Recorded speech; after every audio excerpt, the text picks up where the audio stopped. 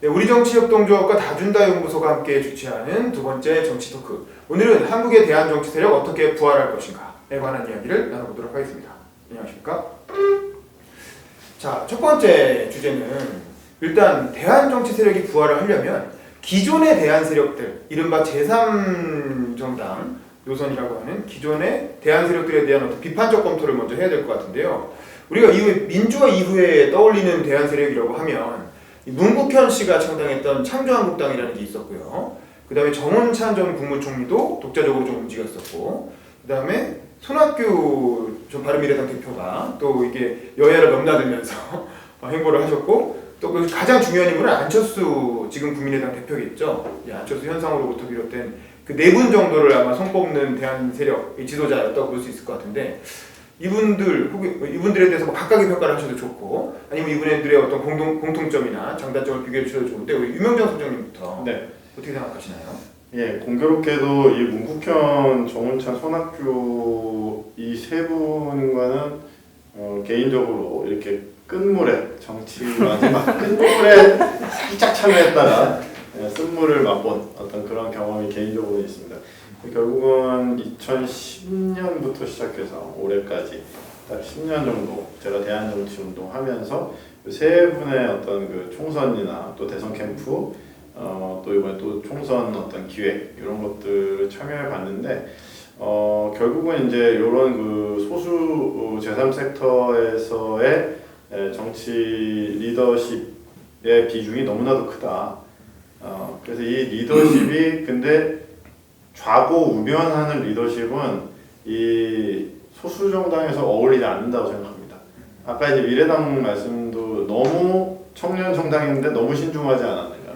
그러니까 팍 치고 나가야 되는데 치고 나가지 않고 이것저것 다 고려하다 보면은 이거는 사실은 기득권 정당이 해야 되는 일이거든요. 근데 신생정당이 그렇게 하는 건데 저는 근데 이 세 분의 리더십이 치고 나가는 리더십이 아니었어요. 네, 그래서 저는 아쉽고 마지막에 결단을 하지 못하는. 뭐 안철수도 마찬가지 아닌가요? 그렇죠. 안철수야말로 그야말로 네, 안철수.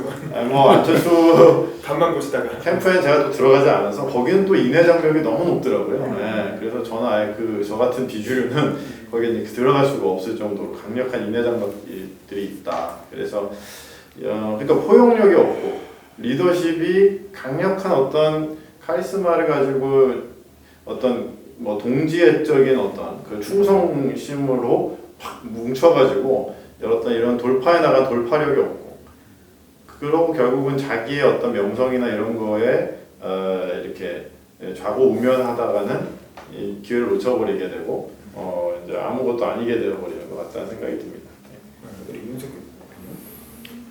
예, 이제 아까 제가 말씀드렸던 그 이제 유럽의 신생정당이 성공할 수 있었던 요인들이 있는데 그거에 비춰보면 그런 것들을 결여하고 있는 거죠. 일단 좀 강력한 대중운동이 기반하고 있는 것도 아니고 뭐 개인기로 했으니까 전부 순수하게. 그리고 뭐 정운찬, 손학규 두 분은 새롭지도 않고 새로운 인물도 아니고 그러면 문국현, 안철수는 비교적 새로운 인물인데 또 뭐라고 할까요? 그런 어떤 뭐 그런 비전이라고 할까? 뭐 이런 것이 없었고 뭐 그렇기 때문에 지금 그 유럽의 신생정당의 성공 요인을 다 대부분 결여하고 결여하고 있기 때문에 결국은 실패할 수밖에 없었던 거 아닌가 그렇게 생각합니다.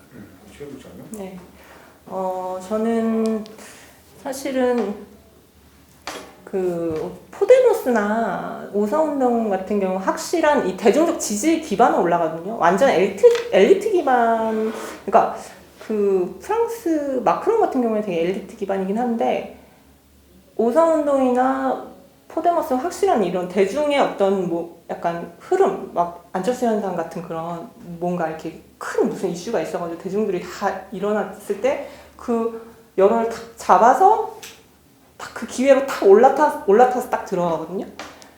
근데 문국현 사실 정운찬, 손학규는 전형적인 전 엘리트 정치가기 때문에 조금 다른 것 같고 문국현, 안철수는 그게 있다. 그런 대중적 지지 그때 어떤 흐름에서.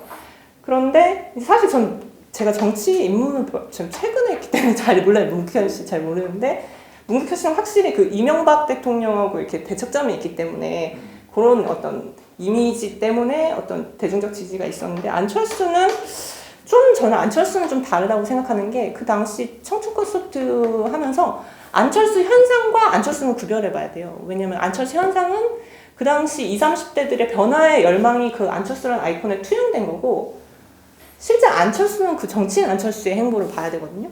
근데 지금의 안철수한테는 안철수 현상이 없어요. 근데 그 이유는 그 안철수 선생님이 일단 2012년 그 당시 타이밍에 그걸 탁 올라탔어야 되는데 그거를 이제 포기하셨다. 단일화 하시면서 그 기회를 한번 잃었고 그 다음에 한 번 더 이제 기회 잃은 게 약간 정치 성향이 그 당시에 진짜 청년들의 그런 막 청년들 막 등록금으로 고통받고 취업으로 고통받는 그 마음을 다 이 청춘 콘서트 하면서 받아주시다가 딱 그 정치 입문하시고는 사실은 약간은 정치적으로 우쪽으로 움직이셨거든요.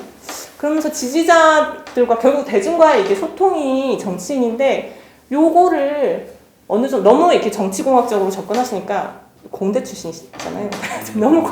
너무 정치공학적으로 접근하셔. 소통에 기반해서 요거를 좀 더 20, 30대나 요런 그 소외된 기성 정치에 소외된 사람들과 계속 소통하면서 지지를 끌어왔어야 되는데 그거가 사실은 조금 끊기고 좀 약간 지금은 그 안철수 현상하고는 거리가 먼 분이 되신 게 아닌가? 근데 저는 아직도 안철수 대표가 가능성이 있다고 보는 게 그 한 번 소통을 해보셨기 때문에 그 예전에 그 감을 잡으시면 된다. 그 청춘 콘서트 하시면서 이렇게 진짜 그 민심을 들었던 그래서 그게 조금 아쉬운 것 같아요. 제가 좀 한번 보충 발언을 하면요. 우선 말이 나왔으니까 얘기했는데 안철수 씨 같은 경우에는 그 누가 자기를 지지하고 있는 사람들인지 본인이 몰라요. 그러니까 안철수 현상을 일으키는 안철수 지지자들은 그 당시에 야당이었던 문큰 지지자들보다 훨씬 더 개혁적이었거든요. 연구 논문이 있습니다. 그에 대한 훨씬 여러 이슈에서 개혁적이었는데 안철수는 거꾸로 오히려 중도로 가버렸어요. 그러니까 자기 지지층과 완전히 괴리가 된 거죠. 그러면서 그때부터 이제 계속 하락세를 가져갔다 볼 수 있고 또 개인적인 약점이 뭐냐면 소통을 잘한다고 하셨는데 안철수 씨처럼 소통이 안 되는 사람. 청춘 콘서트 때의 안철수죠. 그것도 그냥 일종의 하나 이제 만들어진 어떤 이벤트죠. 만들어진 이벤트에서 대화하는 것을 소통으로 보면 곤란하고 이제 일을 같이 할 때 보면 테이블 데모크라시라고 얘기하는데 테이블 토론이 없어요. 안철수 씨 한 번도 토론한 바가 없습니다. 토론다운 토론을 예. 하지 않죠. 토론이 아니라 아예 토론 안 해요. 그분이 하는 행사를 보면 아니 평소에도 테이블 데모크라시. 저는 같이 일하는 사람들 모여 직접 뵌 적이 없어요. 직접 뵌 적이 우리 없어요. 경험하신 저는 많이 저만 그렇게 얘기하는 게 아니라 토론하면 사람들이 다 의견 내잖아요. 그거 좋고 이거 뭐 이런 게 소통 안 돼요. 근데 쭉 듣고 그냥 암만 하고 가요.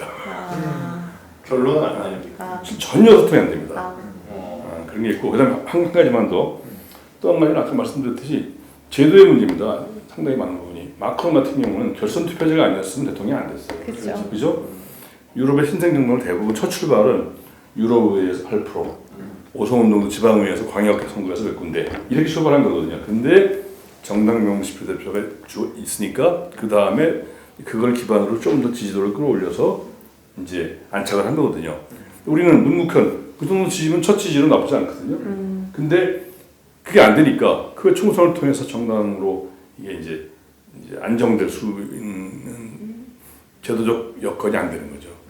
그래서 그 문제를 풀지 않으면 닭이 문제냐 다결이 문제냐 그런 문제이기도 하지만 풀지 않으면 제가 볼 때 누가 나와도 저는 한국에서는 제3 세력이 확고하게 기반을 구축한다는 것은 거의 어렵다. 그 제도 얘기는 마지막에 한 번 더 하도록 하고요. 저도 제 경험을 좀 말씀드리면 정운찬 손학규 씨는 원래 그냥 말 그대로 엘리트 명망가니까 그렇다 치고 문국현 씨하고는 저도 조금 인연이 있을 뻔했어요. 제가 3년차 기자쯤 됐을 때 보좌관으로 한번 일해보지 않겠냐. 문국현 의원실에 비서관으로. 그때 창조한국당으로 막 당선돼서 이재호를 이기고 은평에서 당선됐잖아요. 그렇죠. 굉장히 주목받는 정치인이었는데 제가 그때 선배님이 네가 나이가 젊으니까 보좌관은 그렇고 5급 비서관 정도는 내가 넣어주겠다 뭐 이렇게 추천하신 분이 있어서 기자된 지 얼마 되지도 않았는데 바로 좀 그렇잖아요. 그래서 그럼 제가 조건을 말씀을 드리겠다. 창조한국당이 민주당하고 통합한다는 조건에 내가 들어가겠다. 그러니까 뭐냐면 당시 민주당에 리더가 없었어요. 그 당시 김근태는 정계 은퇴 수준이었고 정동영은 대선 패배에 책임을 지고 출당을 못하다시피 쫓겨난 상황이었고 당내 지도자라고 할 만한 사람이 없었어요. 사실은 그리고 또 정책도 없죠. 그 당시 민주당은 이렇다 할 정책이 없었어요. 정책도 노선이 없었죠. 그래서 창조한국당이 내세우는 이른바 그때 그걸 창조경제라고 사실 했던 것 같은데 그런 의미였죠. 노무현 유한킴벌리 모델 그런 걸 하나의 어떤 새로운 정책 노선으로 해서 들어가서 당대표를 요구하지 말고 정책위원장을 요구해라. 들어가서 정책을 문국현의 정책을 만들어버린 거죠. 민주당은. 그렇게 하면 자연스럽게 거기서 문국현 세력이 만들어지고 그럼 다음 대선에서 자연스럽게 대선 주자로 봐도 할 것이다. 뭐 이렇게 보고서를 하나 써가지고 뭐 드리기도 하고 그랬는데 당연히 받아들여지지 않았죠. 보냈는데 아무 답 없고 그냥 끝. 30대 그렇죠. 회계만 그러니까 그렇지 기자 열심히 해야 되겠다. 그런 적이 있었고 저는 그 타이밍을 놓친 거라고 봐요. 민주당으로 들어갔으면 그렇게 당하지 않았죠. 그때 그 검찰이나 이런 이명박 정권에 의해서 당해갖고 결국엔 의원직 박탈되고 뭐 본인도 감옥 갔다 오고 이런 일이 생기지 않았습니까? 근데 이제 군소정당으로 남아 있었기 때문에 일방적으로 당한 거죠. 밝혀버린 거죠 정권한테. 그다음에 안철수 씨는 사실은 뭐 여러 번 대통령 될 기회가 있었잖아요. 정치적인 기회가 엄청나게 많았는데 이건 윤석열 대표님이 말씀하신 게 딱 맞다고 봐요. 뭐냐면 안철수 현상은 청년들 미래 세대의 세상을 바꾸고자 하는 에너지가 몰렸던 건데 안철수 씨는 너무나 엘리트였어요. 너무나 엘리트여서 나중에 당을 만들 때 누구를 주로 어떤 사람들하고 어울리냐면 셀럽들하고 어울려요. 셀럽들. 그래서 이른바 예를 들면 무슨 뭐 노무현 정부에서 교육부총리 하셨던 분, 김대중 정부에서 뭐 경제부 장관 하셨던 분, 뭐 이런 분들을 이제 이른바 안철수 새로운 정치 세력을 막 끌어들입니다. 그리고 다 서울대 연고대 나온 사람이나 외국대학 출신들. 그러니까 아주 천하의 자기와 같은 그런 유명한 사람들. 그런 사람들로 정치를 하는 거죠. 근데 이게 아까 마크롱과 완전히 결정적으로 다른 지점이죠. 마크롱은 악마르슈를 만들어서 새로운 인물을 공천하면서 그렇게 기성인물이 아니라 완전히 정치권에 때가 묻지 않은 사람들. 간호사다가 바로 국회의원 공천하고 소방관 하다가 바로 국회의원 공천하고 그런 분들을 그냥 정치신들을 자기의 어떤 공천 아까 말한 그 공천 프로세스를 통해서 다 영입해가지고 완전히 자기를 제외하고 나머지는 다 신인 이렇게 한 거죠.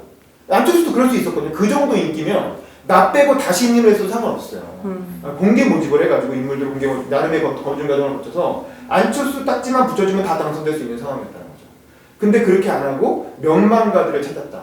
결국 엘리트 정치를 찾았고 그게 안 되니까 호남으로 갔죠. 결국 기성 정치권의 문법을 너무 빨리 습득해서 어떤 마크롱과 같이 완전히 새로운 문법으로 정치를 하기보다는 기성 정치 문법에서 성공하는 길을 쉽게 쫓아간 쉬운 길을 찾아간 거죠. 그 결과 오히려 훨씬 더 돌아오게 되었다. 사실은 2012년에 떴을 때 청년당 만들었을 때 그때 정치에 투신했으면 청년당이 엄청나게 떴을 거예요. 그랬겠죠. 근데 그거 한번 놓쳤고 그 다음에 박원순 시장한테 양보하지 말고 자기가 서울시장 출마했으면 그러면 서울시장으로서는 또 나쁘지 않았을 거예요. 왜냐면 시장은 행정가기 때문에 정치인과 다르게 일방적으로 지시하면 공무원들이 움직이거든요. 그랬으면 뭔가 행정가로 성과를 낼 수도 있었을 텐데 그것도 놓치고 그러면서 이래저래 돌고 돌다가 지금 이 모양 이 꼴이 되신 거죠. 그러니까 그거는 철저하게 정치적 무능이다.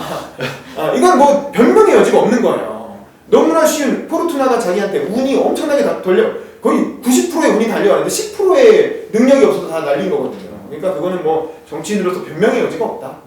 그렇게 많은 운을 가지고도 대통령이 못 됐다는 건 변명의 여지가 없고 이제 뭐 더 이상 기회는 없고 대신 이제 다른 누군가를 돕는 역할을 할 수 있겠죠. 근데 본인이 선수가 되려고 하면 뭐 이제는 더 이상 기회가 없다. 개인적으로 그렇게 생각해요. 아이다님이 하실 말씀이 많았었구나. 전문가시네. 두 번째로 그러면 오케이 그럼 안철수 아니고 뭐 이전에 나온 사람들 다 아니고 그러면 남은 어떤 이 대안이라고 가지고 이렇게 이 새로운 대안 세력 그 누가 어떻게 이끌어야 되냐 이런 생각이 들거든요. 일단 그게 한 인물일 수도 있고요. 아니면 어떤 새로운 세력일 수도 있고 이게 사실 되게 어려운 질문인데 누가 있을까요? 우리 최 국장님 혹시 김재동 씨였던가요? 사실 미래당 나는 저는 김재동 씨도 굉장히 주목했거든요. 왜냐하면 이탈리아 5성도 아까 나왔지만 개그맨이었단 말이에요. 이러려고 저 부르신 거예요? 아닙니다. 어쨌든 누가 있을까요? 저는 사실은 대한 세력이 사실 안철수 대표를 아예 제외하셨는데 저는 여전히 저는 여전히 존재하고 있다고 생각해요. 왜냐면 아직 그런 대안이 정말 없기 때문에 아직 가능성은 살아 있다. 아예 제거할 수는 없다. 그렇게 보고요. 그 다음에 어떤 이런 대안 세력으로는 너무 얘가 조금 제가 또 미래당이니까 답장인 것 같은데 이게 너무 제가 미래당을 하고 있는데 잘 안 되잖아요. 그러니까 잘 안 되고 거의 불가능한 영역이고 이게 느껴지거든요. 왜냐면 체제는 우리가 이 뭐 승자 독식의 이 체제를 내가 바꿀 수가 없어. 그리고 우리 당에 셀럽도 없어. 이게 불가능해. 그러니까 이게 종교적 신념을 믿게 되더라고요. 결국에 우리가 세상을 바꿀 거다. 근데 저는 사실은 이게 아니라 믿음의 영역. 믿음의 영역이긴 한데 왜냐면 진짜 해야 되니까 할 수 있다. 왜냐면 정말 저는 조국 사태나 이번 정의원 사태도 마찬가지고 민주화 세대가 제시할 수 있는 아젠다는 정말 이게 한계구나. 적폐청산.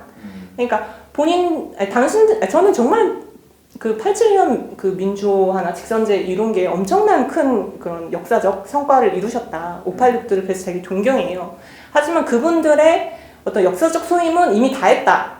요거를 이제 그 과거의 성과를 가지고 지금은 이렇게 약간 누리시는 요 상황인데 어떠한 개혁 아젠다도 내실 수가 없다. 왜냐면 지금 180석 가졌는데 과연 이분들이 과감한 개혁할 것인가? 저는 아니라고 보거든요. 결국에는 새로운 정치 세력, 산업화 세대도 아니고 민주화 세대도 아닌 새로운 정치 세력이 결국에는 탄생해야 대한민국의 미래가 있지 없어요. 그래서 저는 꼭 미래당이 아니더라도 어떤 청년 세대가 어떤 집단으로 이렇게 세력화만 가능하다면 저는 이거는 사실은 가능하다. 근데 요거를 모아줄 인물이 뭐 괜찮은 사람 있으면 좋죠. 근데 그 사람이 누군지 아직 잘 모르겠어요.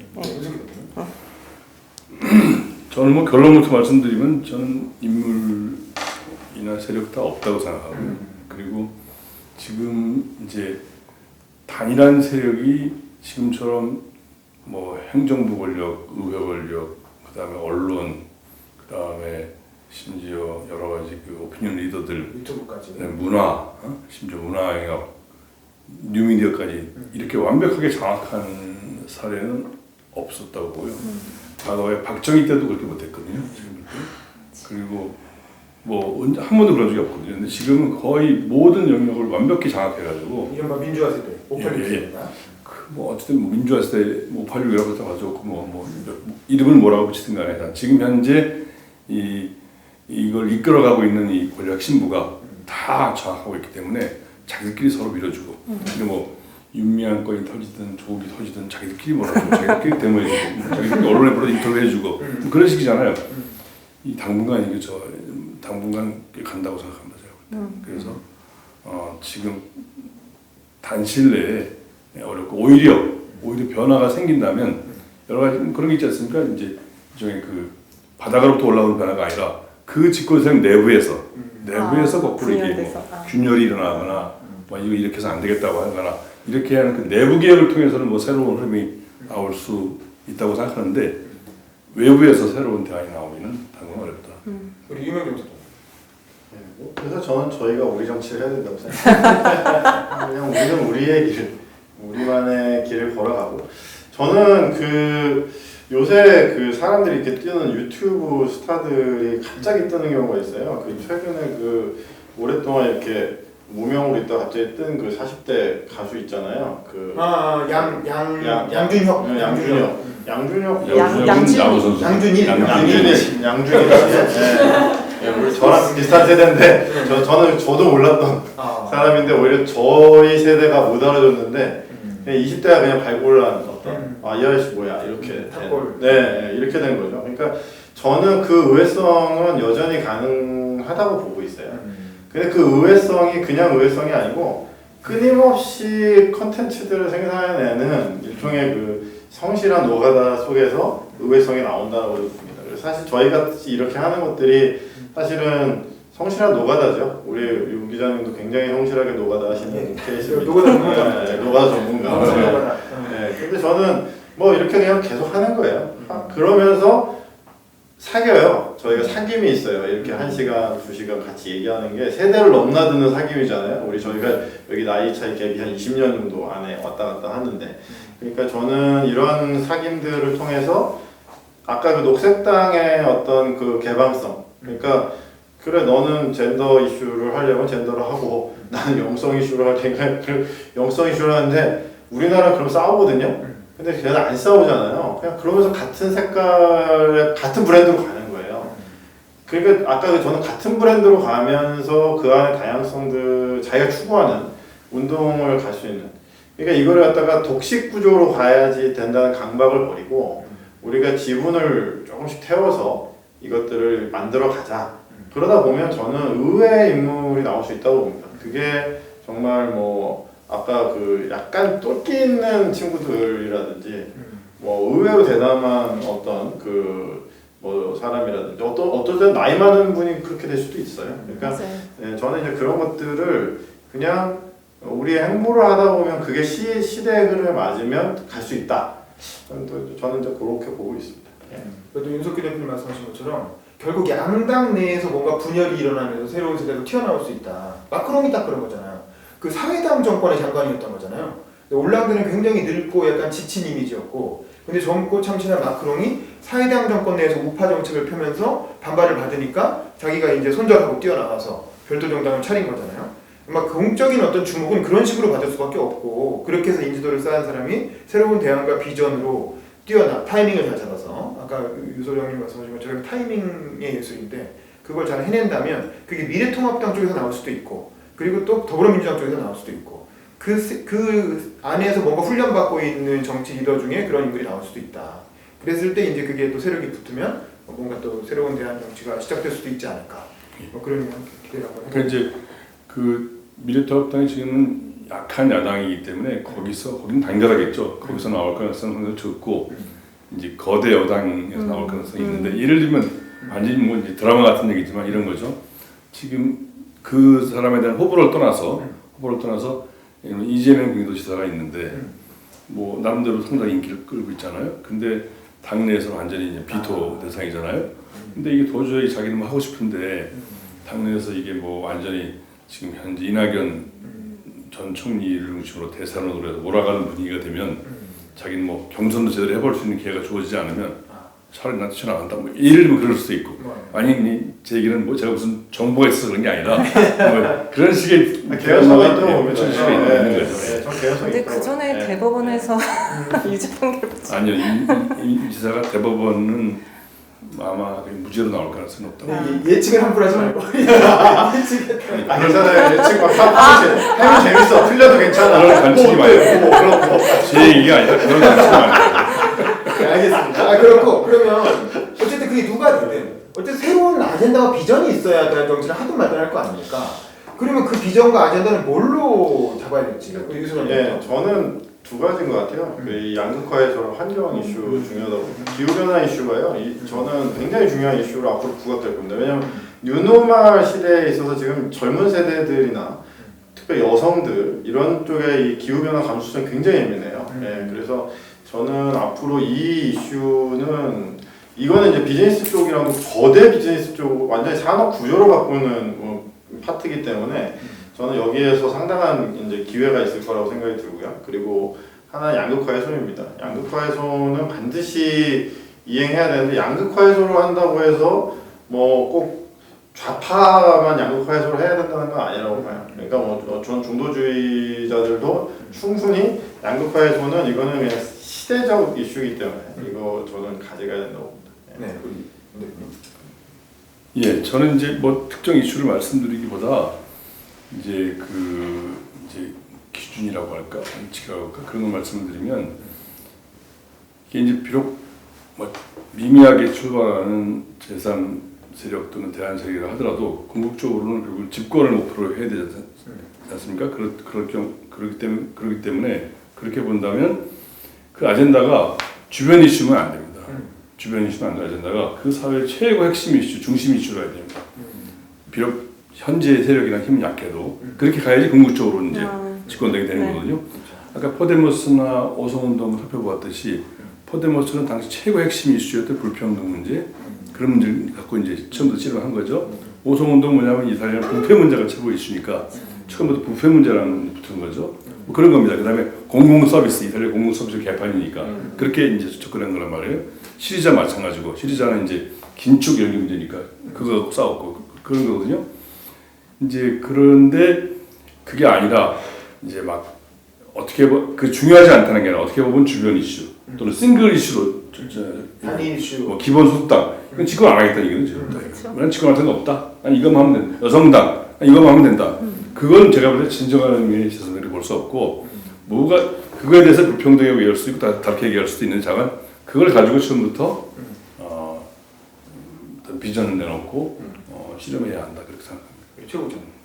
예, 저는 그 지금 대중들이 지금 뭐 하여튼 뭐 적폐 막 친일 청산 막 이런 공정 정의 약간 추상적인 이런 언어에 약간 지쳐가고 있다는 걸 좀 느끼고 특히 이 코로나 전국 이후 어떤 경제적인 어려움 그리고 지금 미중 관계 지금 안 좋아지고 있잖아요. 미중 관계 안 좋아지니까 이제 수출 부분이 이제 줄어들면서 어떤 경제적으로 어떤 시민들의 어려움이 현실화될 걸로 봅니다.